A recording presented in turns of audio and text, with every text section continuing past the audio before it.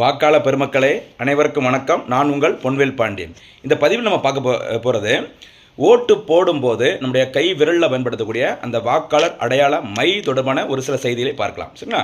அந்த நம்ம போடுற அந்த ஓட்டு போடும்போது நம்ம ஆள்காட்டி அந்த விரலில் பார்த்தீங்கன்னா ஒரு மை வைப்பாங்கல்ல, ஒரு இங்கு, அதில் கலந்துள்ள முக்கியமான வேதிப்பொருள் பெயர் என்னன்னு சொல்லி பார்த்தா சில்வர் நைட்ரேட். சரி, அந்த சில்வர் நைட்ரேட் அப்படிங்கிற வேதிப்பொருள் சரிங்களா கை விரலில் வச்ச உடனே நம்ம கையில் இருக்க ஈரப்பதம், நம்ம உடம்புல இருக்கிற அந்த உப்பு இதனுடன் வினைபுரிந்து அது சில்வர் குளோரைடாக மாறும். சரிங்களா?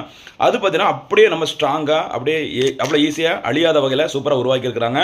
இந்த அழியாத மை எதற்காக அப்படின்னு பார்த்தீங்கன்னா இரட்டை வாக்குப்பதிவு, ஒரே ஆள் ரெண்டு இடத்துல ஓட்டு போடக்கூடாது ஒரே நாளில், அதை தடுப்பதுக்கு தான் இந்த வாக்காளர் அடையாள மை முதல் முறையாக இந்தியாவில் 1962ஆம் ஆண்டில் நடைபெற்ற மக்களவைத் தேர்தலில் பயன்படுத்தப்பட்டது. சரிங்களா?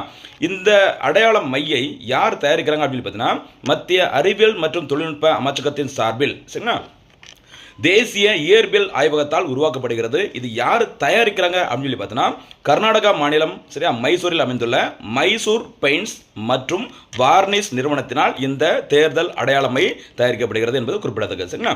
ரொம்ப சூப்பரான ஒரு ஐடியா தான் இது. சரிங்களா? இந்த இரட்டை வாக்குப்பதிவுகளை நம்ம பண்ண முடியாது. அதே மாதிரி இது பார்த்தீங்கன்னா குறைஞ்சபட்சம் 2 வாரத்திலேருந்து 4 வாரம் வரைக்கும் சரிங்களா இந்த மை அவ்வளோ ஈஸியாக அழியாது. ரொம்ப ரொம்ப முக்கியமானது.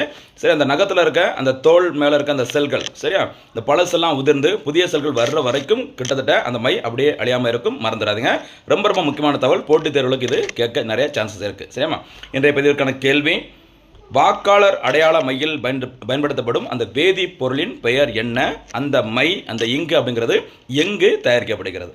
அதே மாதிரி இந்த வாக்காளர் அடையாள மை எந்த தேர்தலில் முதல் முறையாக பயன்படுத்தப்பட்டது?